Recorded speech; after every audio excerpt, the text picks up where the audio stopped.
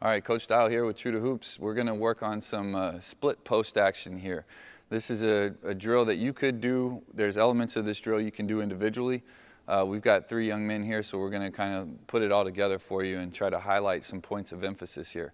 So what we have right here is we've got a guard up here in kind of our slot, and then we've got a wing out here, free throw line extended, and then we've got a post player that's established position above the block. Okay, so as you hear me refer to above the block, we're talking about him being north side of that block. And when he posts up, a lot of times we really like our players to what we call split that hash, put that hash mark in between their legs. So what we're going to do here is a couple of things. Ball starting up top, this would in most cases be your point guard. Point guard's going to gap a little bit with the dribble. That means that he's going to try to pinch EJ's gap defender a little bit to him to create an angle so he can make a nice pass out there to the wing. When EJ catches that ball, he's going to catch him face and be ready to shoot it. But in this case, he's not going to shoot. He's going to feed the post here. And Lennox is, again, working chest to ball. He's going to open chest to ball. Lennox will receive the pass, and EJ's going to make a hard cut off of that post feed. He's going to cut down the middle of the lane, look for the pass, and as he's cutting, Calvin's going to fill from the top and basically replace EJ on that wing. So we're going to look at a couple of different options on what we can do on that split post action. That's what coaches are talking about when they throw that term out, okay? So guys, we're going to go ahead and demonstrate. CK is going to start with that gap. Lennox is fighting that imaginary defender off in the post, and EJ is getting ready for a catch on the wing. All right, here we go. Good. There's your feed. Good. And there's our curl. We're going to rebound it, put it in. Good. All right. So not bad. We got a little cut and a little fill off of that. Okay. And Lennox did a great job here in the post. If you notice, players, he caught, he chinned, and he checked. We always catch, chin, and check. Those 3 C's. Catch, chin, and check. He kept a good base wide. He was low, and the ball was secure. This time we're going to do the same thing, except we're going to assume EJ got a step on his man, and we're going to go from that chin position. We're going to get a little handoff so EJ can finish a layup. You're still going to see Calvin fill. That's just a great habit to have, is to fill that, replace that wing, okay? So guys, we're going to do the same thing here, and Leno get that assist on the layup. Good. Good. Good, okay? So again, those are 2 really simple kind of split post actions.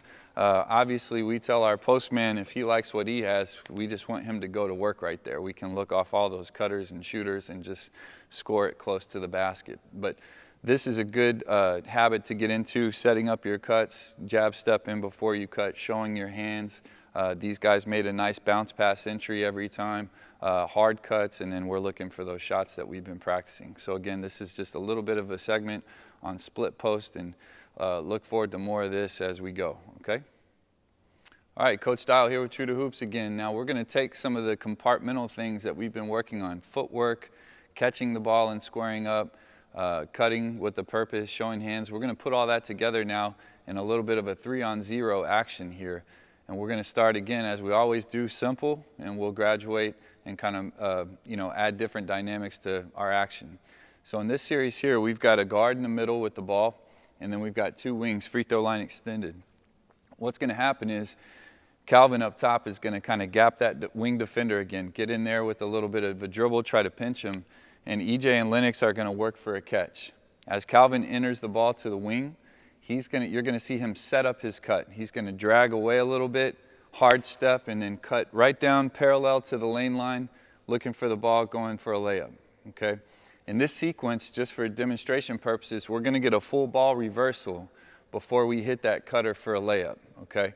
So the things I want you guys and gals at home to be looking for is setting up cuts, footwork involved in that, showing hands on their cuts, really looking like a great target, okay? And every person that catches is going to square up and be ready to shoot, whether they're going to shoot it or not, okay?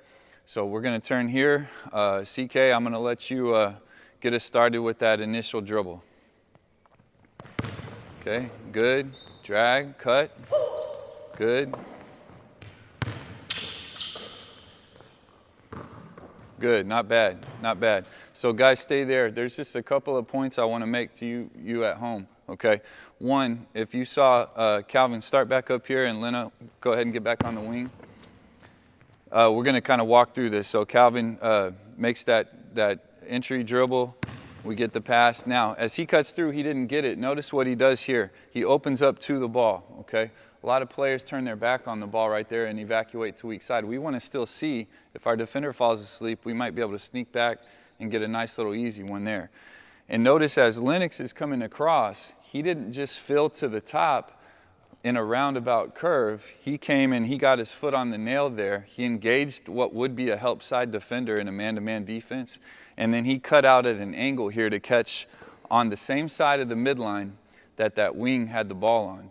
And if you noticed, as Calvin fills on the opposite, Lennox is going to utilize his dribble to get himself to the same side of the midline as the wing that he's going to pass to. So one of the little teaching points in there, one of the things to give you an advantage is coaches don't love passes that float across the midline in a half-court set. They're dangerous, and so we like to use our players to get that dribble to kind of initiate space and make safe passes.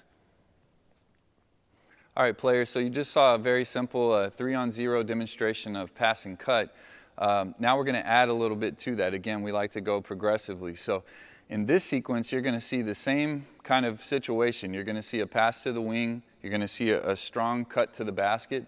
You're going to see a weak side wing fill to the top of the key. But what the point of emphasis here is you're going to notice is when that wing catches on to facilitate the ball reversal, in our first example, that wing up here got downhill. That means he gapped and he was able to pass and create space, which ultimately set up his basket cut. This time what you're going to see is that wing, when he catches up here at the top of the key, now he's going to really engage his teammate by dribbling hard at his teammate. And we have some simple rules where if I dribble at you on the wing, your job is to go backdoor. So what we're going to see here is a backdoor cut off of a ball reversal, which is great basketball. And you're going to see the cutter actually show his hands like he's ready to receive. And then as that hard dribble comes at him, he's going to shift and turn and switch his hands to receive that backdoor cut. So we're going to run through this twice. In the first scenario, you're going to see a layup, an assisted layup off a nice backdoor cut. And the second time, you're going to see our weak side wing, who started out with the ball, you're going to see him make a read, and we're going to end up looking to hit a baseline drift jump shot, okay? So we're going to turn here and let these guys demonstrate. There's the gap, basket cut, good cut. Here it comes, back door, nice pass, and the finish, good, okay? And we'll set that back up again. And coaches and players, there's a lot of different types of passes. Leno made a nice inside hand bounce pass here. You kind of got to read the defense. A lot of times we call that a pocket pass because it looks like the point guard's pulling that pass out of his pocket. But we want it to be a bounce pass more often than not. All right, now let's look at this one where we're going to hit that baseline drift off of that backdoor cut and knock down a three. Okay, here we go. Makes that pass to the wing. There's your cut. Ball reversal, there's your back door. EJ replaces, and we get the shot. Good, we'll go ahead and put it in. Okay, so this is just good kind of fundamental basketball 101. We have a guy hitting that drift corner and working out for that baseline three. And if you notice also, Calvin made a really nice left-handed pass to get it to that shooter. EJ had his feet set in the base that we've been talking about, hands ready, and he was able to go ahead and put it up. So again, thanks for being with us today. These are some pretty simple 3-on-0 actions that highlight a lot of the fundamentals we've been working on. We can't wait to see you next time on True to Hoops.